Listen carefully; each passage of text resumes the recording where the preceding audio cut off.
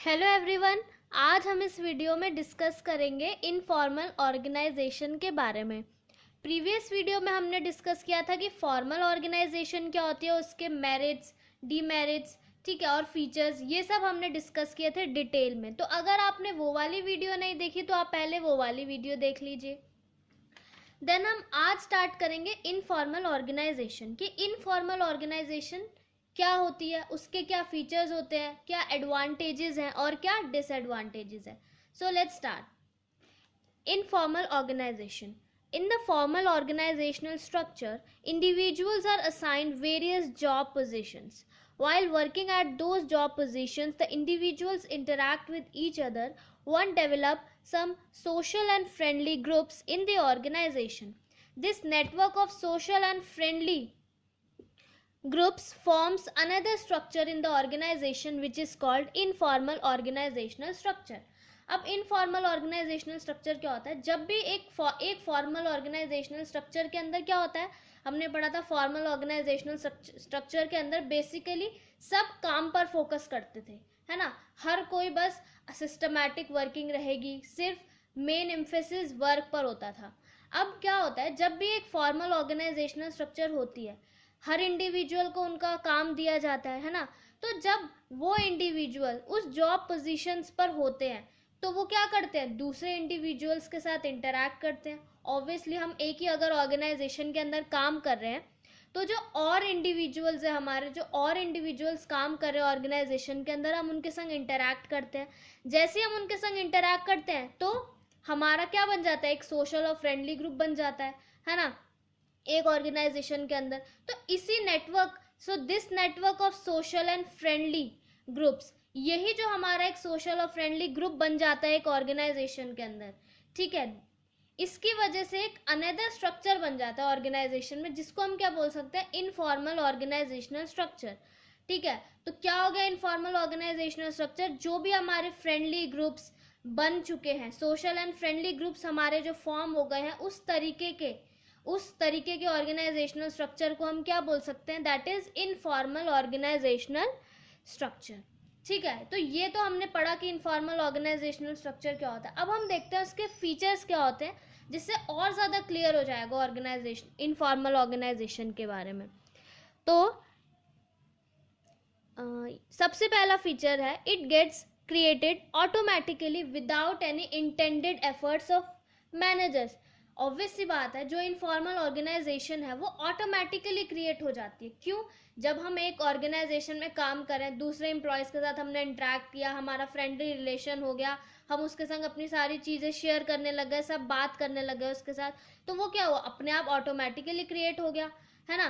तो ये हो गया पहला फीचर। दूसरा बोल रहा है, it is form by the employees to get psychological satisfaction. इससे क्या होता है, इनफॉर्मल ऑर्गेनाइजेशनल स्ट्रक्चर से क्या होता है, जो एम्प्लॉयज़ की साइकोलॉजिकल सेटिस्फेक्शन है वो फुलफिल हो जाती है।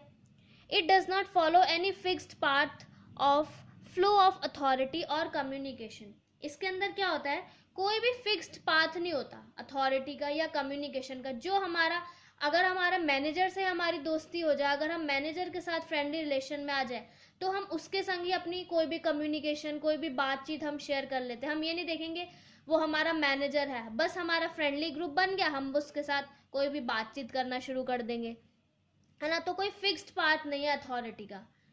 फिर है, source of information can not be known under informal structure as any person can communicate with any one in the organisation. अब क्या होता है, जो कोई भी अगर इंफॉर्मेशन है वो मान लो लीक हो गई अगर ऑर्गेनाइजेशन के अंदर, तो हम पता नहीं लगा सकते कि ये जो इन्फॉर्मेशन का सोर्स है वो कहाँ से आया है। क्यों? क्योंकि एक उस इनफॉर्मल ऑर्गेनाइजेशन में क्या होता है, कोई भी किसी के साथ भी कम्युनिकेट कर सकता है ऑर्गेनाइजेशन में। अगर बॉस से, एक लोअर लेवल एम्प्लॉय की बॉस से ही अगर फ्रेंडशिप हो जाती है तो वो बॉस से भी कम्युनिकेट कर सकता है ना। तो हम पता नहीं लगा सकते कि कहाँ से इंफॉर्मेशन आई, कोई भी किसी से भी कम्युनिकेट कर सकता है इनफॉर्मल ऑर्गेनाइजेशन में। फिर है last, the existence of informal organizational structure depends upon the formal organizational structure। ये तो सिंपल है, अगर फॉर्मल ऑर्गेनाइजेशनल स्ट्रक्चर होगा तभी इनफॉर्मल ऑर्गेनाइजेशनल स्ट्रक्चर का एग्जिस्टेंस होगा। जब तक एक फॉर्मल ऑर्गेनाइजेशनल स्ट्रक्चर नहीं होगा तब तक एक इनफॉर्मल हो ही नहीं सकता। तो ये थे हमारे फीचर्स। अब हम डिस्कस करते हैं एडवांटेजेस ऑफ इनफॉर्मल ऑर्गेनाइजेशन। उसके क्या एडवांटेजेस हैं? सबसे पहला बोल रहा है फास्ट कम्युनिकेशन।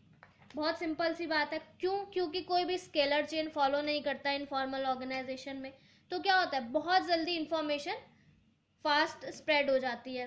देन है fulfils social needs. Informal communication gives due importance to psychological and social need of employees which motivate the employees.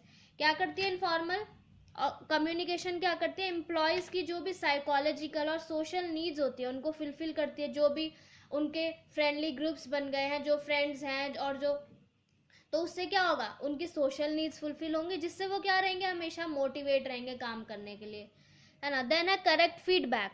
Top level managers can know the real feedback of employees on various policies and plans. क्योंकि informal organisation में क्या है, friendly relations है ना, तो उससे क्या होगा, जो एम्प्लॉयज होंगे वो बिल्कुल करेक्ट फीडबैक देंगे अपना। क्योंकि अगर कोई हमारा फ्रेंड है तो हम उसको बिल्कुल सच सच बात बताएंगे कि हाँ भाई ये चीज़ है तो इसमें ऐसा होना चाहिए, तो वो करेक्ट फीडबैक बताएगा, ठीक है। तो ये हो गए हमारे एडवांटेजेस इनफॉर्मल ऑर्गेनाइजेशनल स्ट्रक्चर की।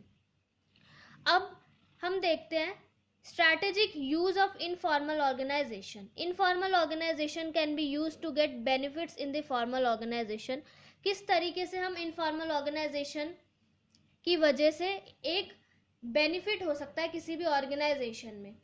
सबसे पहला बोल रहा है the knowledge of informal group can be use to gather support of employees and improve their performance. तो जो इनफॉर्मल जो ग्रुप्स बने हुए हैं एक ऑर्गेनाइजेशन में, उससे हम क्या कर सकते हैं, they can be used to gather support of employees and improve their performance. Through grapevine important information can be transmitted quickly. grapevine के थ्रू क्या हो सकता है, grapevine में क्या होता है, किसी का किसी से, मैनेजर का लोअर लेवल का दूसरे से, किसी का दूसरे डिपार्टमेंट से, सबका क्या है, एक चेन बनी हुई है ग्रेपवाइन, जो एक फिक्स्ड पाथ को फॉलो नहीं करता कम्युनिकेशन से। तो उससे क्या हो सकती है, जो भी इंपॉर्टेंट इन्फॉर्मेशन है वो इजीली ट्रांसमिट हो सकती है ना। Then by cooperating with the informal groups, the manager can skillfully take the advantage of both formal and informal organization. दो जो मैनेजर्स हैं वो इनफॉर्मल ग्रुप्स के साथ कॉपरेट करके स्किलफुली एक फॉर्मल और इनफॉर्मल ऑर्गेनाइजेशन दोनों के बेनिफिट्स को ले सकता है। तो ये थे हमारे कि किस तरीके से हम इनफॉर्मल ऑर्गेनाइजेशन को यूज कर सकते हैं ऑर्गेनाइजेशन के बेनिफिट के लिए, ठीक है। अब हम लास्ट डिस्कस कर लेते हैं डिसएडवांटेजेस क्या है। सबसे पहला तो है spread rumours. According to survey 70% of information spread through informal organisational structure are rumours which में मिसलीड द एम्प्लॉयज। एक सर्वे के अकॉर्डिंग जो 70% इंफॉर्मेशन जो इनफॉर्मल ऑर्गेनाइजेशनल स्ट्रक्चर से पास होती है वो रूमर्स होते हैं, जो कि एम्प्लॉयज को मिसलीड कर सकते हैं। क्योंकि एक ग्रेप वाइन की तरह एक इंफॉर्मेशन ट्रांसमिट होती है, तो अगर कोई फॉल्स इन्फॉर्मेशन हो, अगर कोई कॉन्फिडेंशियल इन्फॉर्मेशन भी होगी तो वो भी बहुत जल्दी लीक हो सकती है ना, इनफॉर्मल ऑर्गेनाइजेशनल में। तो र्यूमर्स को स्प्रेड करती है। फिर है नो सिस्टमैटिक वर्किंग। भाई ऑब्वियस सी बात है, कोई सिस्टमैटिक वर्किंग ही नहीं है, सब काम पे ज़्यादा फोकस ना करके फ्रेंडशिप पे फोकस करेंगे, तो कोई भी एक स्मूथ वर्किंग नहीं हो सकती ऑर्गेनाइजेशन में। फिर है मे bring negative results. If informal organization opposes the policy and changes of management, then it's become very difficult to implement them in the organization. अगर कोई भी पॉलिसी अगर ऑर्गेनाइजेशन अगर इम्प्लीमेंट करती है और अगर वो इनफॉर्मल ऑर्गेनाइजेशन को पसंद नहीं आती और अगर वो उसको अपोज करते हैं, तो उससे क्या हो सकता है, ऑर्गेनाइजेशन में नेगेटिव रिजल्ट्स आ सकते हैं, ठीक है, और उनको ये वो पॉलिसी इम्प्लीमेंट करना बहुत ज़्यादा डिफिकल्ट पड़ जाएगा। तो इससे क्या हो सकता है, नेगेटिव रिजल्ट्स आ सकते हैं एक ऑर्गेनाइजेशन में। देन लास्ट है more emphasis to individual interest. Obviously ये क्या करता है इनफॉर्मल स्ट्रक्चर, जो ज़्यादा इंपॉर्टेंस है वो individual to it gives more importance to satisfaction of individual interest as compared to organizational interest. Her individual की सेटिस्फेक्शन को ये ज़्यादा इंपॉर्टेंस देता है इनफॉर्मल स्ट्रक्चर, ना कि एक ऑर्गेनाइजेशनल इंटरेस्ट को। तो ये था हमारा बेसिकली इनफॉर्मल ऑर्गेनाइजेशन की पूरी detail. Please like share and subscribe. Thank you so much.